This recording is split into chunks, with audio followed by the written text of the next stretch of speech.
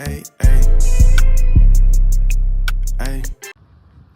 I come to y'all with a lot of sadness and a lot of grief in my heart for what happened to them bitch ass Pistons last night. I'm sorry, I gotta call them what they is, bro. The way they played last night, that was some bitch ass shit, bro. That was some bitch ass shit, man. That was some bitch ass shit. That was some bitch ass shit. That was some bitch ass shit. We got this motherfucker all the way back to Detroit for game 7, bro. Supposed to be number 1 seed, 60 win, 60, what we had, 60, 62 wins? 61 wins? Regardless. We did all this work getting back home, man, after y'all blew 3 straight games. And you motherfuckers went out there and played like that. Not only did they go out there and play like shit, JB got right back to coaching like a dickhead. Like, what the fuck? Listen, bro. I'm not no big sports is rigged nigga, bro. And I done been through a lot of bullshit with these Detroit teams in the last few years alone, let alone the rest of my life. These last few years alone, bro, I done had a lot of reason to believe that this should be rigged. But nothing like last night. And the reason I say that is because even before we went into this game, if I'm not mistaken, while the Spurs and Timberwolves game was on, they aired the commercial for the Cavs versus the Knicks in the conference finals.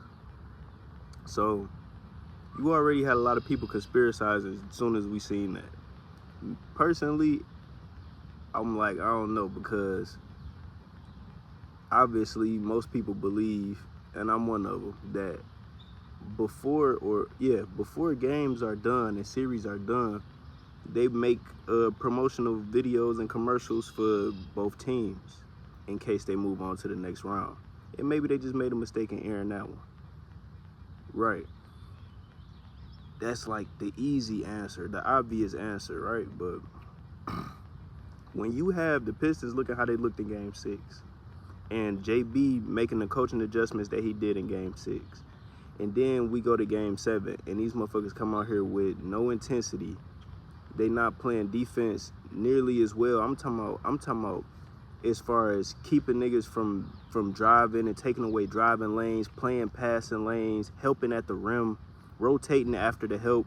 They wasn't doing any of that nearly as well as game 6, bro, last night. So when you have that on top of already knowing that they aired that commercial, it's hard, bro. It's hard to say. It's hard to be like, yeah, no, this shit ain't rigged, man. No, we just be back next year. But you know,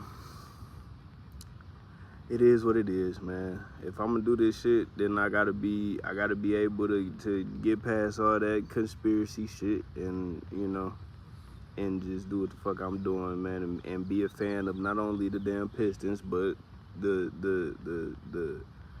sport as a whole. So, yeah, even though it's hard, I gotta do it. But yeah, like I just mentioned, JB Biggerstaff had a bad game last night.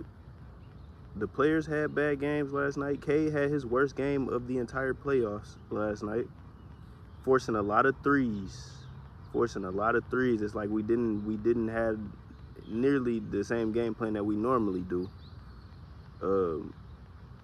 With our lead player forcing a lot of threes, Duncan Robinson didn't get a lot of minutes when we very much needed him to get a bunch of minutes yesterday.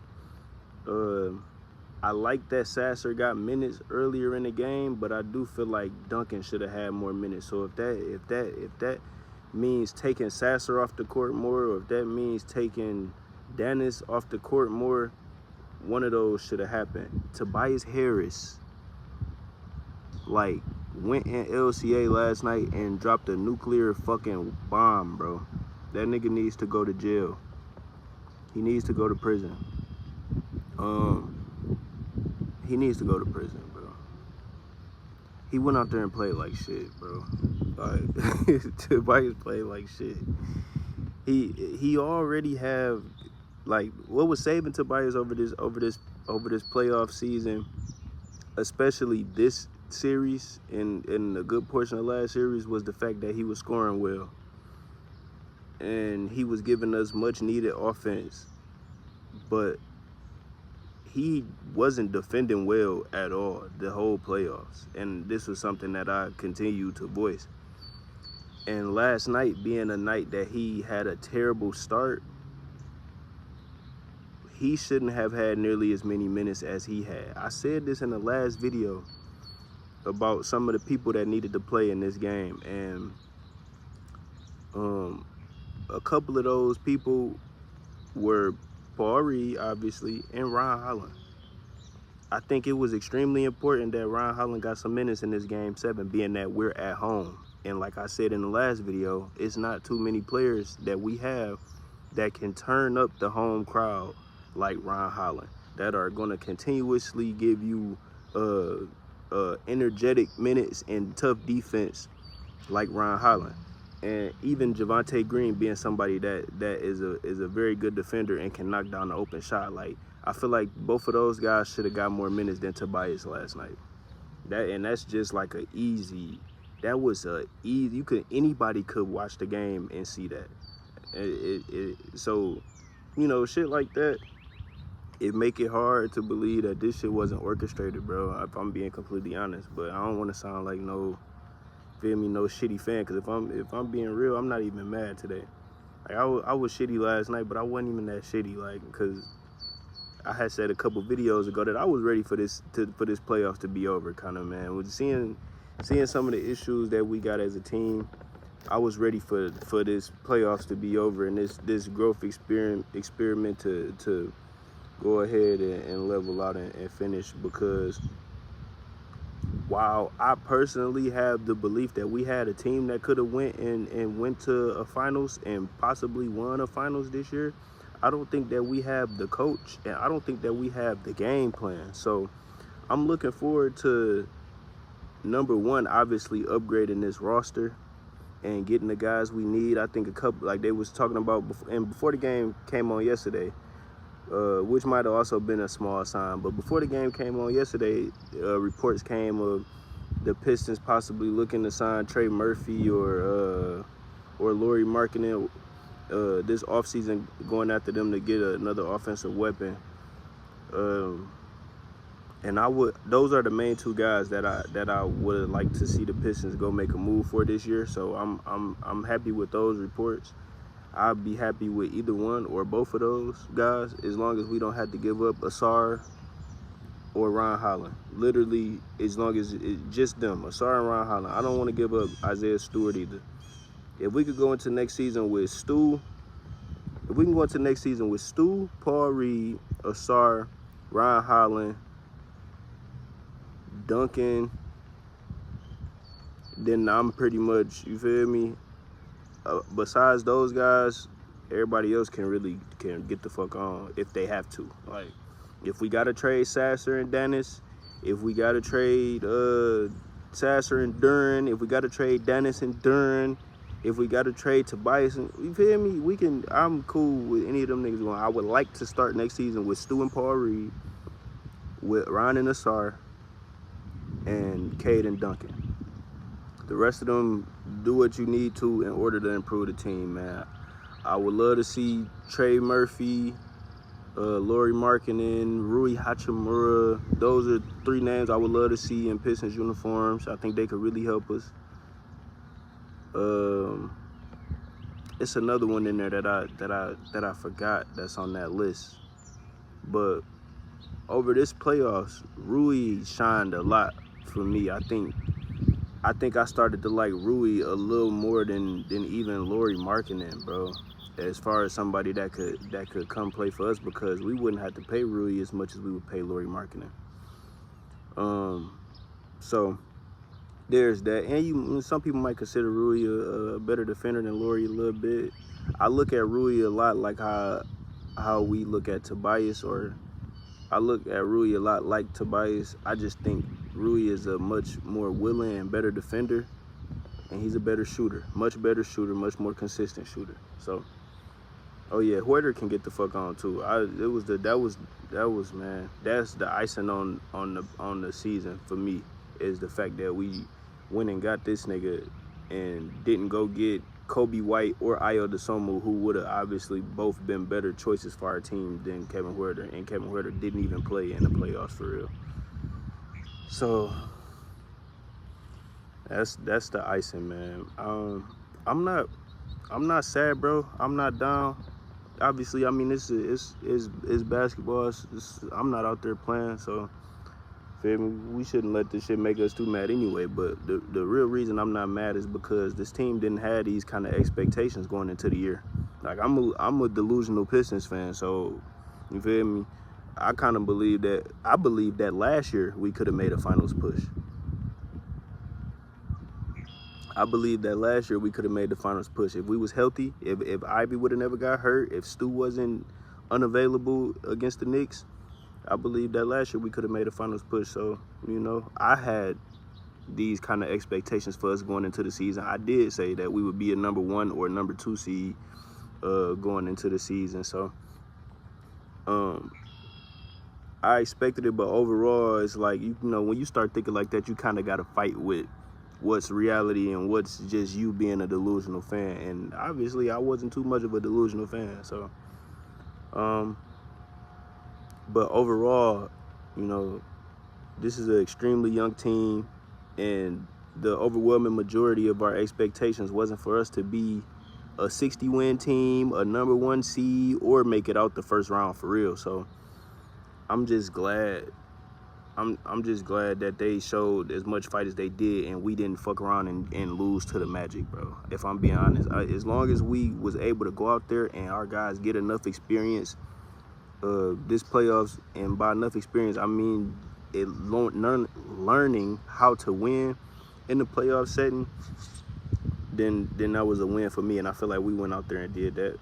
You know, we learned how a series can go. We learn how to temper our emotions and keep, you feel me, keep going through a series. So I think these guys grew a lot in these couple of series alone, and this one playoff alone. So I'm excited to see how they continue to grow next year. And I'm just praying that we make the right moves. And I really wish we didn't sign JB Bickerstaff to this extension, man. This might be a tough couple years, bro. Having to watch these playoff runs with JB Bickerstaff, because I'm not a fan of his lineups at all. I'm not a fan of his rotations.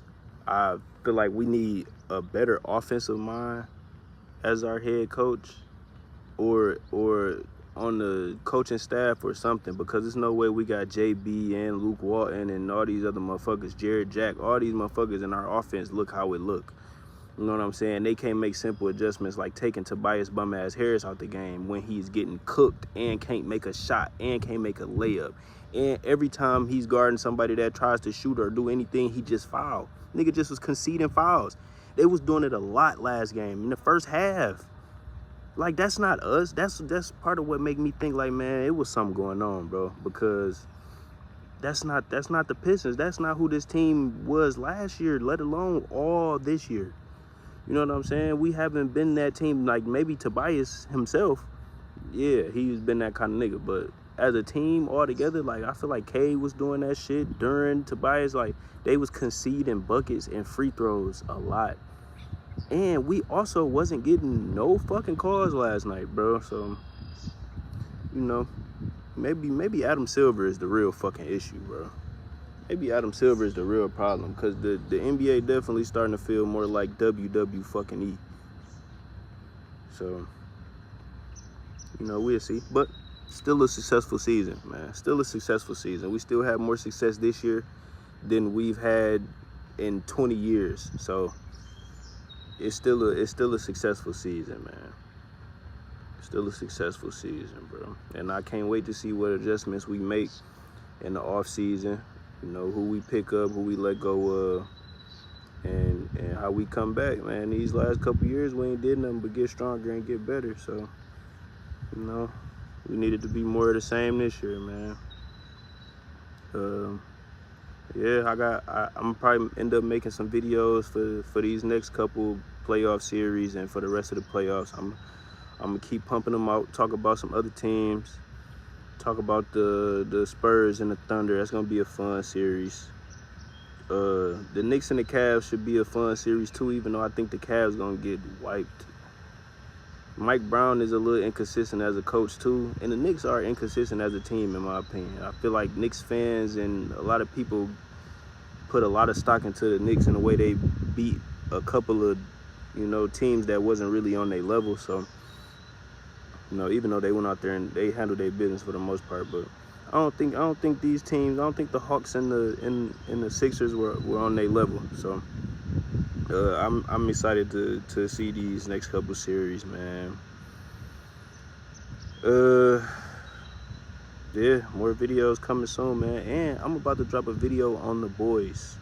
I'm about to drop a video talking about the boys, talking about the last episode, and talking about the next episode. You know, how I think the series gonna look after the next episode. Like how I think everybody will feel and how I'm gonna feel after this next episode. So, yeah, man, that's it for this video, and we out, man. Peace out.